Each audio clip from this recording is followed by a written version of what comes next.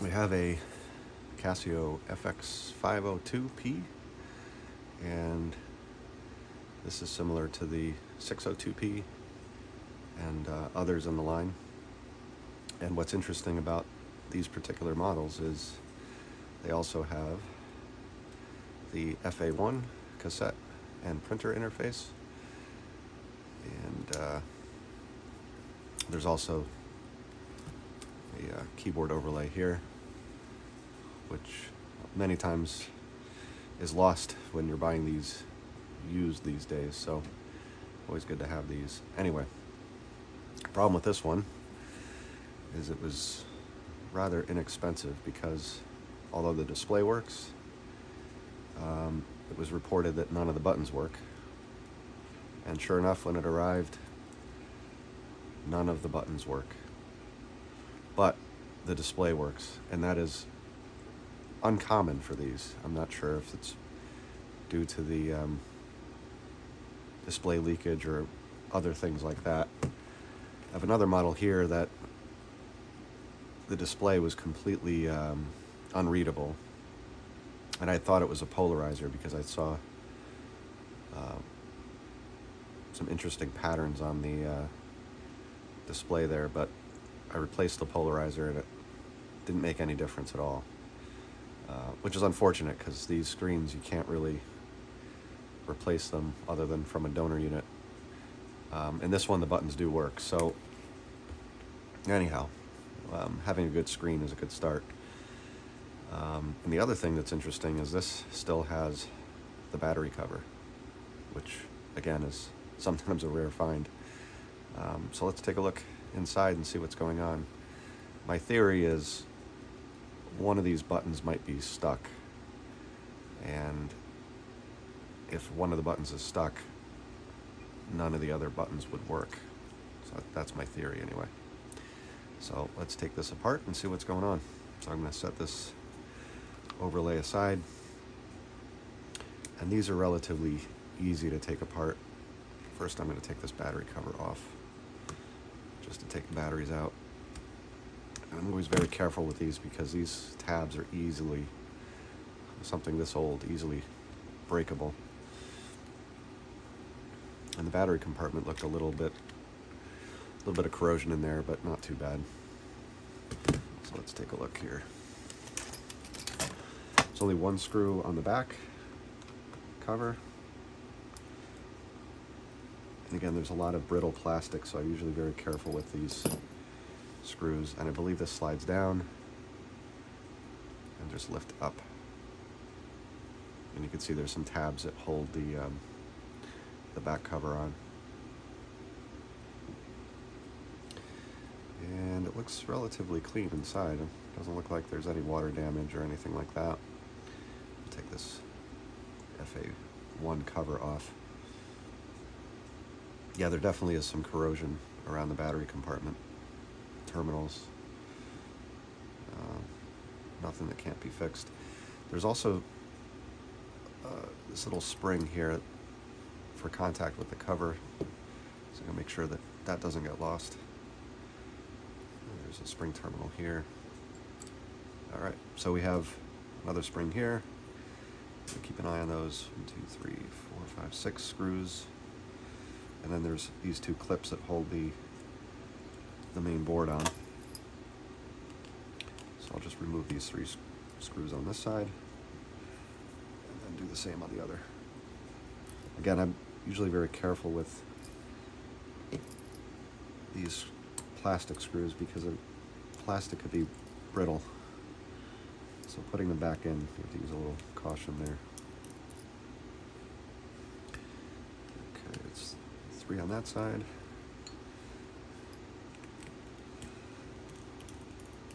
Three on this side.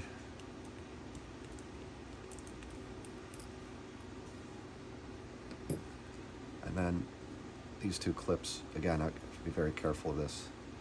So I'm going to gently pry up one side at a time.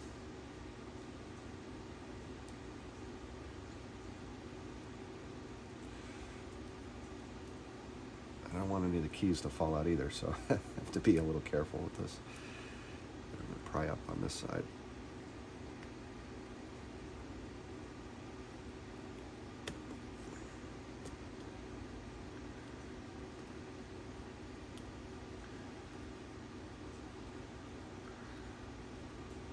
I don't want to put too much pressure on this board.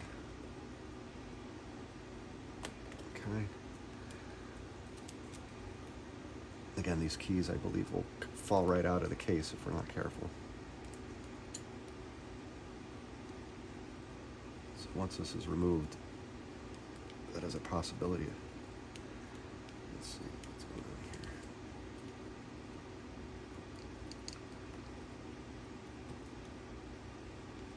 Okay. And again, this just comes right out. So I'll set this aside for a minute.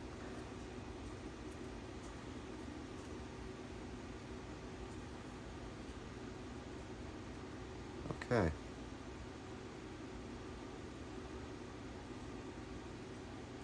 So I'm going to get my glasses.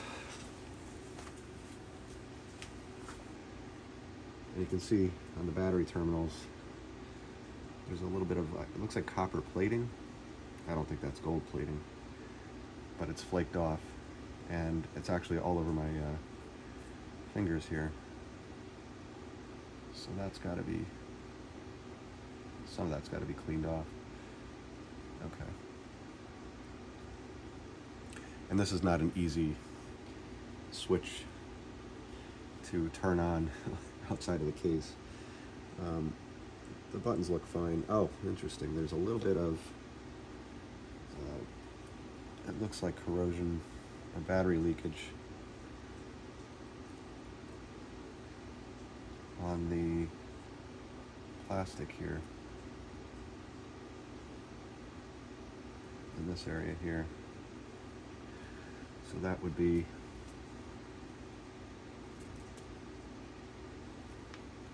yeah, on this side here. It lines up over there. Okay. So we should probably clean that off and see what happens. I don't see any broken traces, because usually if there's battery corrosion, there's a chance of a trace being cut, which would take out some of the keys, you'd think, but not all of them. So my theory of one of the keys being shorted is very likely, but I don't see anything here. Just looking at this doesn't look like that's the case. So let me get a little bit of, I'll use distilled vinegar and see if that's battery corrosion. You can see the flakes of copper, I'm thinking. I don't think that's gold foil, but copper foil coming off. So let's get some mild vinegar and see if we can clean that off.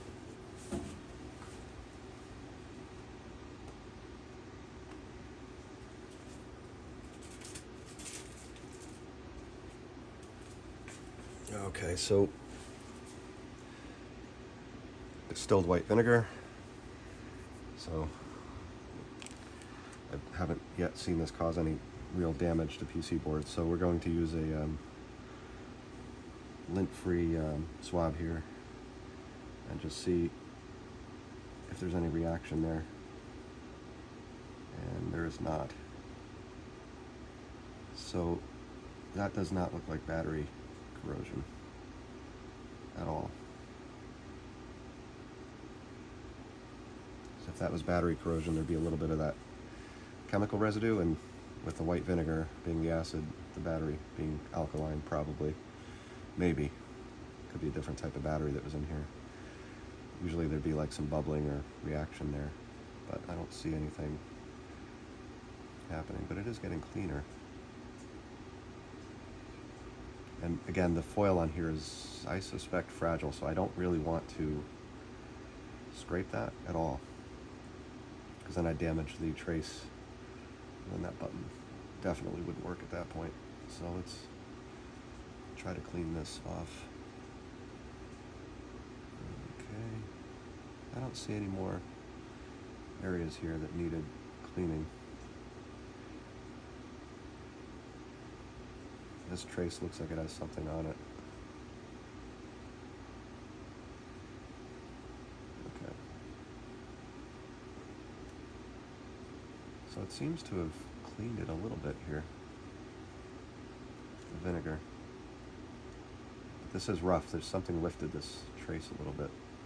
This is not a smooth trace anymore.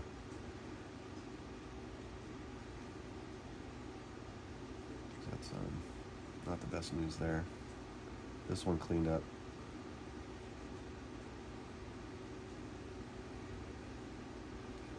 This one feels a little rough as well. So something got underneath that foil probably. Okay. All right. I'm gonna wipe the vinegar off. Actually, while I have this, I'm going to clean these battery contacts off as well. Oh, there we go. That's the reaction I was looking for there. That bubbling is definitely battery residue. And this is just neutralizing that. So if we look carefully, you can see the bubbling happening there. And that's the type of reaction we want to see, because that means we're neutralizing all that residue. And I don't want this getting into the zebra strips underneath, so I'm just gonna, the LCD has a zebra strip on both sides there. I don't want this getting in there. So we'll just neutralize whatever remnants of battery contents are on there. There's a foil completely flaking off there. We don't want that getting onto the PC board at all. It might cause problems. So we'll just neutralize as much of that battery corrosion as we can.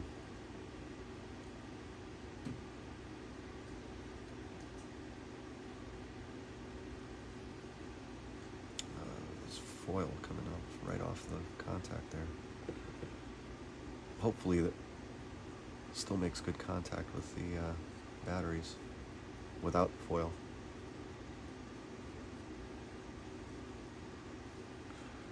Again, I'm going to keep this tilted so that I don't get any of that in the LCD area. And I'll just very gently absorb some of that off of there.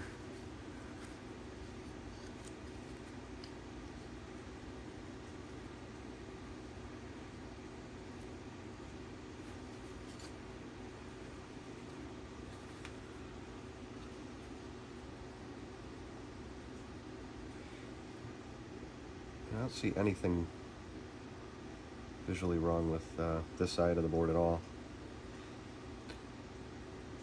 There's a little bit of copper corrosion here.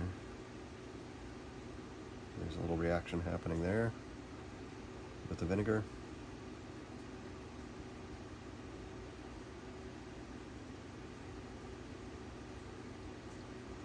Okay.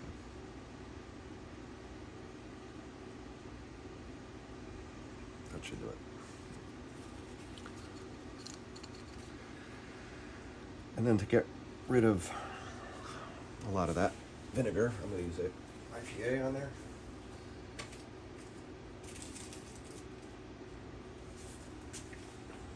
Yeah, get rid of some of that.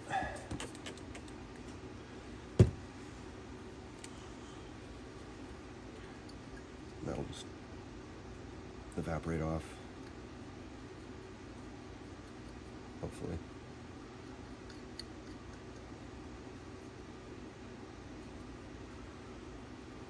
Okay.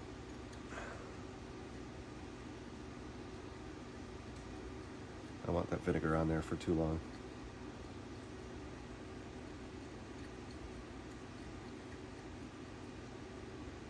Okay.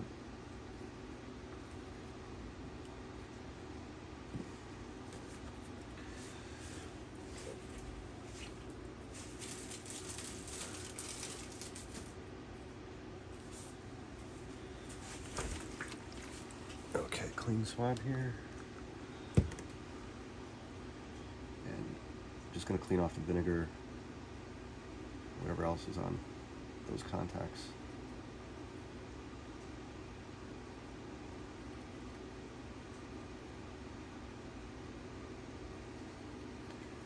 And I might as well clean the outside. Oh, there's a little bit of corrosion over here too.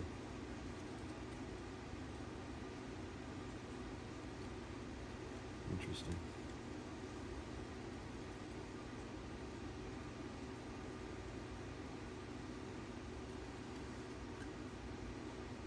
There's contact in the center.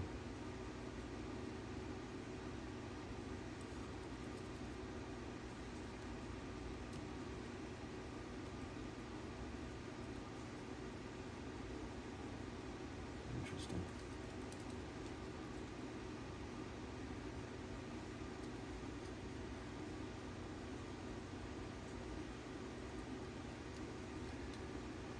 And let's see if there's a short on these. And you can notice this board has a lot of test points.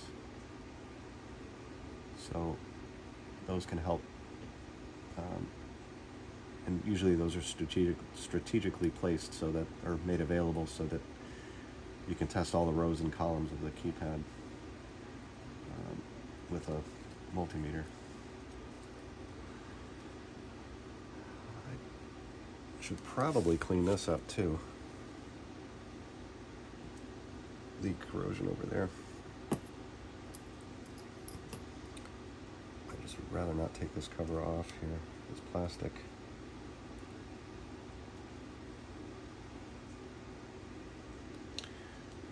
This is, yeah, it's kind of maybe glued on here.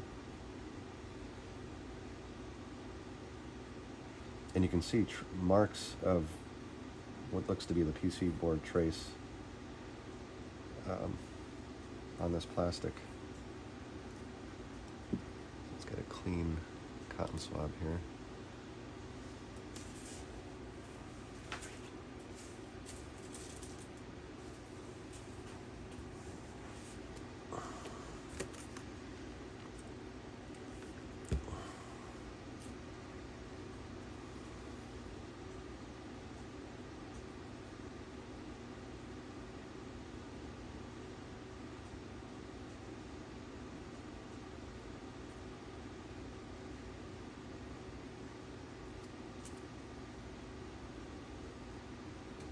Well, the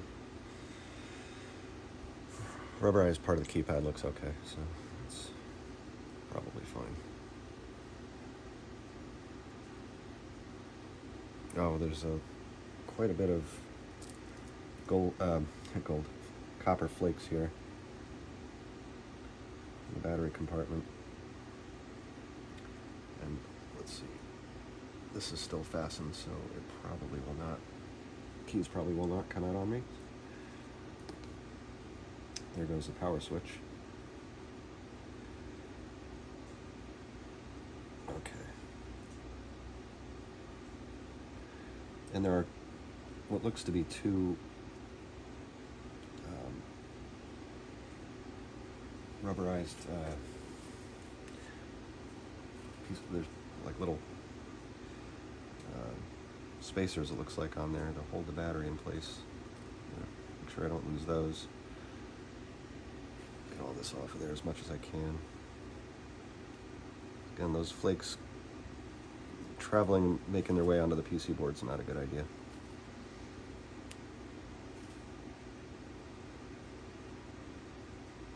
Okay.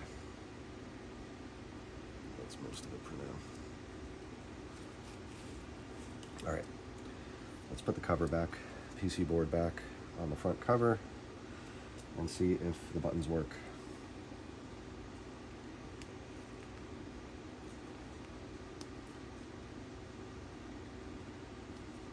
Being very aware of that post so it doesn't cause any problems.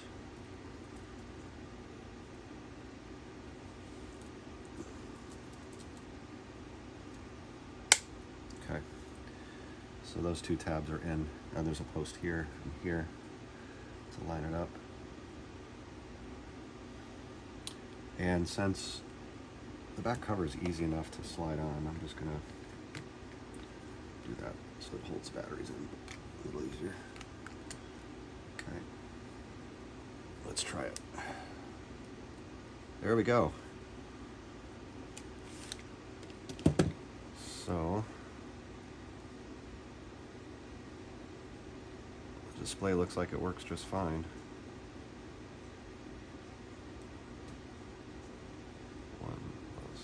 Give it something easy. Yeah, it works perfectly. So there it is.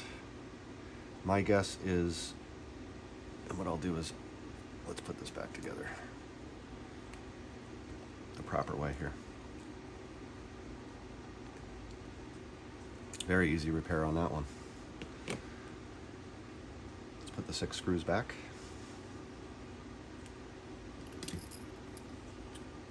And again, these are plastic screws, so I usually, to avoid cross-threading, if there's any resistance at all, back it out and start over.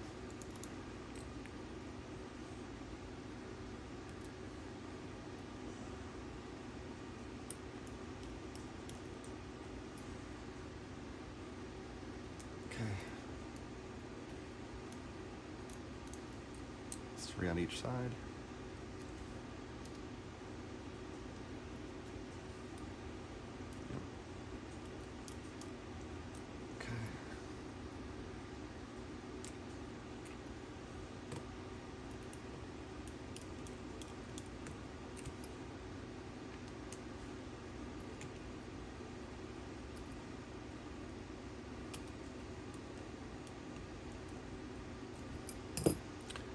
All right. Those battery contacts apparently work without the foil on it. I have the two plastic spacers, or looks like they're on there. Still didn't lose that. I have the 2 springs, and normally I can clean up the case, but I can do that later. The inside looks okay. And it looks like the serial number.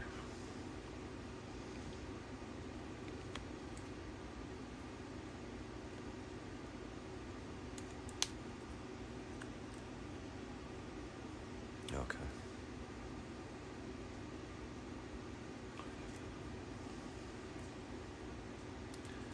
And that screw will keep the cover from sliding down.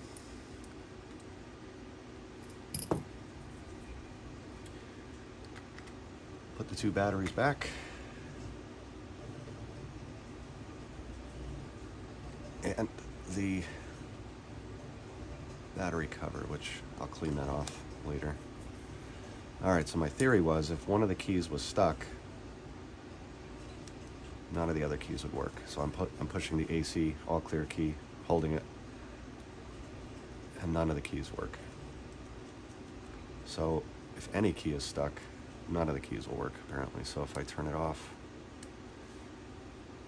this time I'm pressing and holding the 7 key. So that could very well be that one of the keys was shorted from corrosion and it didn't allow the keyboard scanning to continue. So it works perfectly. And the display is in really good condition. There's no leakage on the display itself. No issues with the polarizer. That's kind of unusual.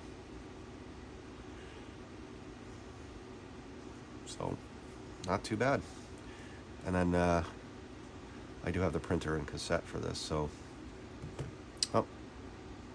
I have a spring to put back. The spring fell out. So I put that back. Let's see if we even have to take the battery cover off. Let's see. Yeah, probably should.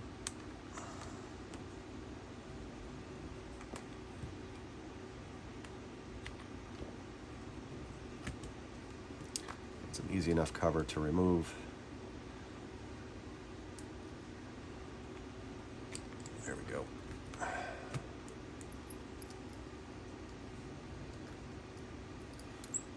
Always a good idea to look around for anything that didn't find its way back.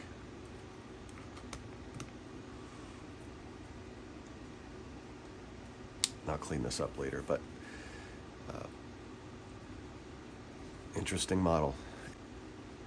But anyhow, I'll connect this to the printer and cassette and see if that works. So, good find. Didn't work, so it was discounted as such, and it was a relatively easy fix. Until next time.